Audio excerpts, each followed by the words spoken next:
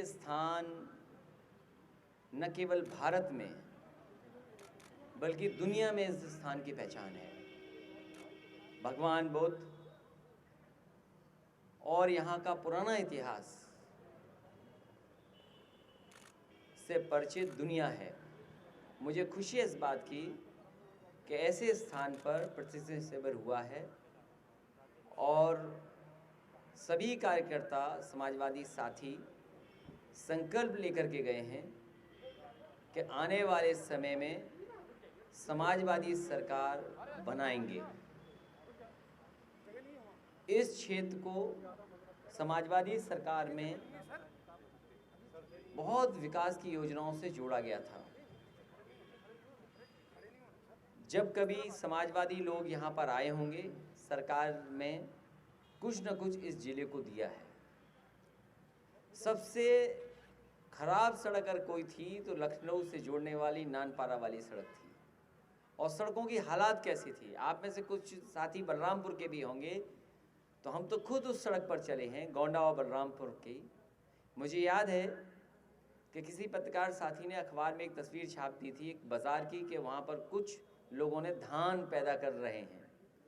तो मैंने उसी दिन कहा और अधिकारियों से कि ऐसी सड़क बना दो कि जो लोग धान उसमें बोए हैं जब तक जीवित रहें तब तक सड़क खराब ना हो।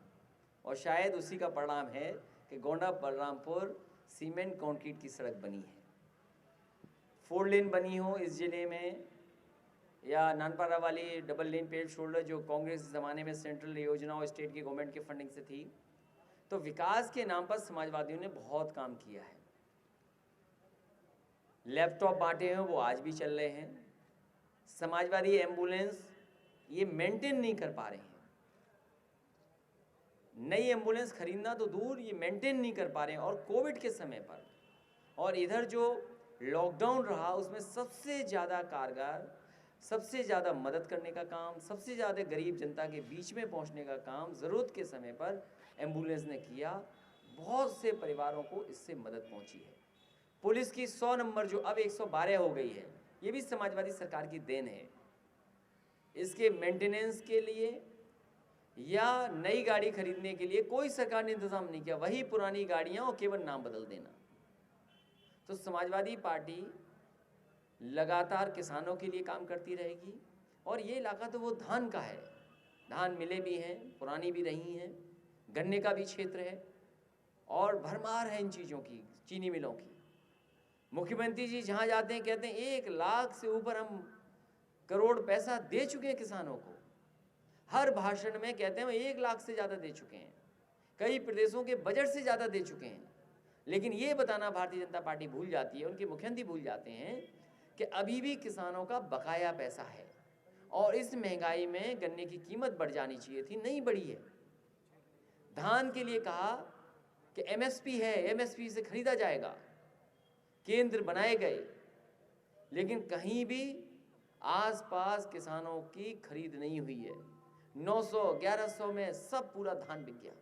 हम बधाई देना चाहते हैं उन किसानों को जो दिल्ली में धरना आंदोलन कर रहे हैं एमएसपी को लेकर के। समाजवादी पार्टी ने पूरा समर्थन उनको किया। जगह जगह समाजवादी पार्टी ने कार्यक्रम किए।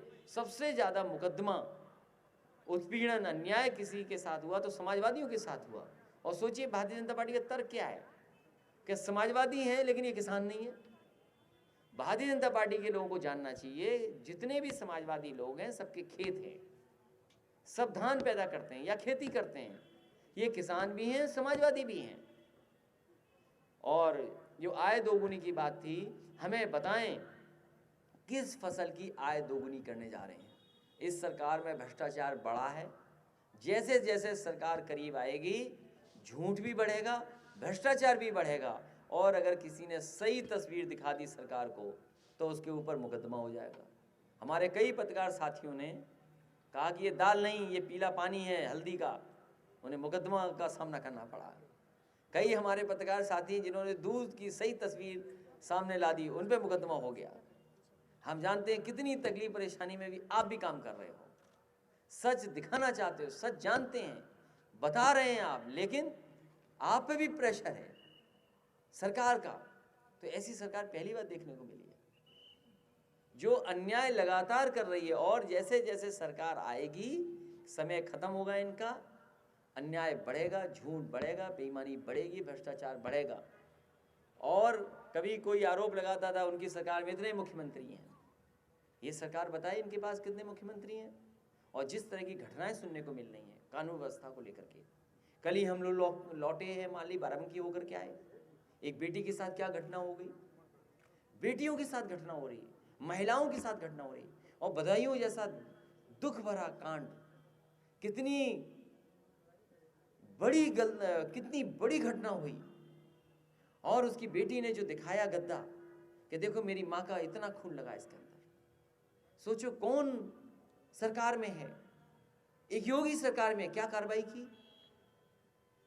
और लगातार महिलाओं के साथ हो रही घटनाएं, आखिर सरकार कर क्या रही है। पुलिस को किस हाल पे छोड़ दिया, पुलिस के ऊपर अन्याय कर रही है। कई महिलाएं शिकायत कर रही हैं। ये पहली सरकार है जहां पर पुलिस महिला कर्मचारी भी आरोप लगा रही है पुलिस पर। कस्टोडियल डेथ सबसे ज्यादा, बहराइच में भी घटनाएं आई हैं कस्टोडियल डेथ की, कस्टोडियल डेथ हुई है सबसे ज्यादा उत्तर प्रदेश में। ह्यूमन राइट कमीशन ने सबसे ज्यादा नोटिस दिए हैं उत्तर प्रदेश को और मुआवजा देने के लिए कहा है। फेक इनकाउंटर्स हुए हैं इस सरकार में। क्या है सरकार के पास जवाब? इसलिए ये सरकार जाने वाली है। गरीब, किसान, माताएं बहनें, नौजवान, व्यापारी सब तैयार है सरकार को हटाने के लिए। आने वाले समय में सरकार हटाने के लिए शिविर किया था। हमारा कार्यकर्ता गांव-गांव तैयारी करेगा, गांव-गांव भारतीय जनता पार्टी का मुकाबला करेगा। सर, तांडव फिल्म को लेकर के तांडव मचा हुआ है देश में, क्या कहना है? भारतीय जनता पार्टी कोई भी ऐसा मौका नहीं छोड़ती जिससे ध्यान न हटा दिया जाए। ये तांडव पे भारतीय जनता पार्टी के लोग इसलिए तांडव कर रहे हैं, सरकार इसलिए तांडव कर रही है क्योंकि वो किसान के मुद्दे को जिंदा नहीं रखना चाहती। किसान वो आंदोलन कर रहे हैं, बताइए उन्हें आतंकवादी बोले, एनआईए से जांच करा रहे हैं, क्या है? और फिर तांडव पे ही क्यों? हम और आप सबके पास वो प्लेटफॉर्म्स हैं, उन प्लेटफॉर्म पे देखिए। हमने आपने मिर्जापुर देखा, क्या मिर्जापुर में कितनी शिष्टाचार वाली भाषा थी, कितने शिष्टाचार वाले शब्द आए थे।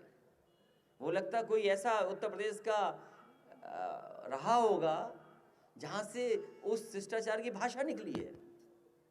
और भी हैं सीरियल्स, न जाने कितने होंगे ऐसे। तो ये तांडव पर इसीलिए कर रही है भारतीय जनता पार्टी की सरकार जिससे किसानों का मुद्दा हट जाए, बेरोजगारी का मुद्दा हट जाए, उन पर सवाल नहीं हो। उन प्लेटफॉर्म्स पर न जाने कैसे कैसे चल रहे हैं ऐसे ऐसे कार्यक्रम हैं जिनके बारे में हम आज सोच नहीं सकते। मिर्जापुर वेब सीरीज को लेकर के काफी सवाल मचा हुआ है। मिर्जापुर के लोग बहुत आक्रोशित हैं, लेकिन अभी तक आपका कोई दृढ़ बयान नहीं आया है उसको लेकर के क्या होना चाहिए। देखिए, मिर्जापुर में एक्टिंग तो अच्छी थी, भाषा थोड़ी खराब जरूर रही होगी। हम तो देख नहीं पाए, समय नहीं मिला, पूरा नहीं देख पाए। लेकिन एक पंचायत है एक प्रोग्राम सीरियल, तो वो तो मैंने भी देखा। और ऐसा प्रधान होना तो बड़ी खुशनसीबी होती है, ऐसा ही प्रधान हो। आजम खां आपके पार्टी के कद्दावर लीडर थे, आज उन पे बहुत से मुकदमे लग रहे हैं। विपक्ष कई लोग ये इल्जाम लगा रहे हैं कि आजम खां पर समाजवादी कोई तवज्जो नहीं दे रही। उनकी जो बाइक छूटी वो अपने दम पे छूटी, समाजवादियों ने कोई नहीं। तो क्या मतलब आजम खां को दूध की मक्खी की तरह किनारे कर दिया जाएगा? कुछ बातें हैं जिनको कोई नहीं कह सकता। समाजवादी पार्टी, समाजवादी नेता आदरणीय आजम खां साहब के साथ पूरी खड़ी है, पूरी ईमानदारी से उनके परिवार की मदद कर रही है। पहले दिन से विधानसभा हो, विधान परिषद हो, लोकसभा हो, लोकसभा में स्पीकर से मिलने मैं और आदरणीय आजम खां साहब खुद गए थे। और जो डीएम, एसपी के बारे में समाजवादी पार्टी ने कुछ सवाल उठाए थे, जो आईपीएस थे वहाँ पर, उन्हीं आईपीएस ने समाजवादी पार्टी के एमएलसी पर मुकदमा दर्ज कर दिया दिल्ली हाई कोर्ट में। पहले दिन से हम कह रहे हैं कि जितने मुकदमे मोहम्मद आजम खां साहब के और उनके परिवार पर लगे हैं सब झूठे मुकदमे हैं, सब फर्जी हैं। और केवल इसलिए कि उन्होंने अच्छा काम कर दिया यूनिवर्सिटी का। मौलाना जौहर यूनिवर्सिटी बनाने और वहाँ पर विकास कराने की वजह से भारतीय जनता पार्टी ने साजिश कर षड्यंत्र कर करके और अधिकारियों के माध्यम से मुकदमे उन पर दर्ज कराएं। समाजवादी पार्टी उनके परिवार की पूरी मदद करेगी और लगातार मदद करती रही है, करेगी। लड़ाई जितनी लड़नी होगी कानूनी लड़ाई लड़ेंगे। और हमें उम्मीद है जिस तरीके से उनकी पत्नी विधायक वो आई हैं वापस, हमें उम्मीद है आने वाले समय में उनका पूरा परिवार छूट जाएगा, मुकदमे भी खत्म हो जाएंगे। समाजवादी पार्टी लड़ेगी और मौलाना जौहर के नाम पर जो यूनिवर्सिटी बनी है वो बहुत ही पुराने स्वतंत्रता सेनानी से लेकर के उनका इतिहास उठा करके देखें। जो नाम बदलने वाले लोग हैं, जो नाम बदलना चाहते हैं, वो नाम ही बदल सकते हैं, काम नहीं कर सकते हैं। मोहम्मद आजम खान साहब ने काम करके दिखाया है। वो इस पीढ़ी के लिए नहीं, अगली पीढ़ी के लिए समाजवादी पार्टी नाम नहीं बदलने देगी। और जितना नुकसान उस यूनिवर्सिटी का किया है, समाजवादी सरकार बनेगी उससे अच्छी यूनिवर्सिटी उसको बनाने का काम करेंगे। सर, उतरौला के आपके पूर्व विधायक हैं, आनवर हस्बी पूर्व विधायक हैं, उनका करोड़ों का संपत्ति प्रशासन ने जब्त किया, इस पर आप क्या? मुझे दुख है इस बात का कि जितने भी ये प्रशासन के लोग हैं, इनके जो कर्मचारी अधिकारी हैं, कहीं से भी कुछ कमी निकालते हैं। आप देखिए किसी की भी इनके अधिकारी हैं, जो चाहे सो निकाल लें। 30 साल पुराना, 20 साल पुराने मामले ज़मीन के, ये ज़मीन के मामले इन्हीं के अधिकारियों के निकाले हुए हैं। भारतीय जनता पार्टी के लोगों से कहिए कि आप बताओ धान का कहाँ आपने MSP दिलवाया, एक जगह हमें बता दो, एक जगह हमें बता दो। वैसे तो Bharatiya Janata party missed call का इंतज़ाम कर लेती है कि अगर आपको सदस्य बनना है मिस्ड कॉल दीजिए। हम इन्हीं भारतीय जनता पार्टी लोगों से जानना चाहते हैं वो फ़ोन नंबर बताओ जिस पे किसान मिस्ड कॉल दे, जिसे MSP मिल जाए। समाजवादी पार्टी अकेले लड़ रही है और जो छोटे दलों के साथ गुंजाइश रखेगी उनके लिए रास्ता खुला है। आपके चाचा भी आपके साथ आएंगे, आपके चाचा शिवपाल भी आपके साथ आ रहे हैं, कुछ बातें उनको मैंने कहा कि उनके लिए मैंने पहले ही कह चुका हूँ, वही मेरा पक्ष है कि उनके लिए भी रास्ता खुला है। नहीं, अगर कोई और जीतने लायक होगा तो विचार कर लेंगे, लेकिन अभी तो वही है बात। नहीं, उनके क्षेत्र में नहीं लड़ेंगे। उन्हें सरकार में कहा कि मंत्री बनेंगे, सम्मान मिलेगा, वो अलग बात। लेकिन अगर कोई जीतने वाले राजनीतिक परिस्थितियाँ होंगी तो विचार करेंगे। सर, विधान परिषद चुनाव में आप 2 सीटों पे लड़ रहे हैं, बीजेपी 12 सीटों पे लड़ रही है, कैसे आप विजयी? बीजेपी 12 नॉमिनेशन कर दिए उन्होंने, 2 और बढ़ा कर दिए। अच्छा 10 पे 2 तो अभी, हाँ 13 नॉमिनेशन हो गए, तो अच्छा है, वो तो चुनाव अच्छा है। अब कल जो विधायक आपसे मिले थे उनके साथ 6 विधायक और हैं, यानी 7 लोग हैं जो बाकी। तो अभी क्योंकि मैं शिविर में था कि किसने और नॉमिनेशन किया मेरी जानकारी नहीं है। अगर चुनाव होगा तो भारतीय जनता पार्टी को अपने विधायकों का सम्मान करना पड़ेगा। नहीं, उनके भी विधायक भागने को तैयार है, यूपी सरकार कह रही है, क्योंकि उन्हें पता है कि कितनों की टिकट कटेगी। यूपी सरकार कह रही है हम धान खरीद में नंबर 1 है, जबकि किसान का धान नहीं खरीदा गया। भारतीय जनता पार्टी झूठ बोलने में नंबर 1 है।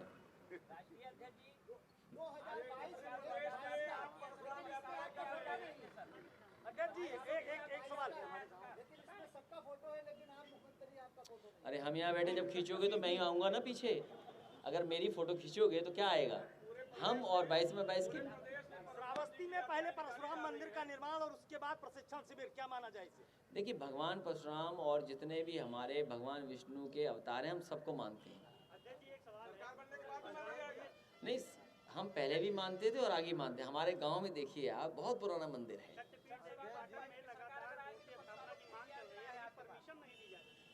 तो ये भारतीय जनता पार्टी के लोग बताएं कि क्या कर रहे हैं ये लोग।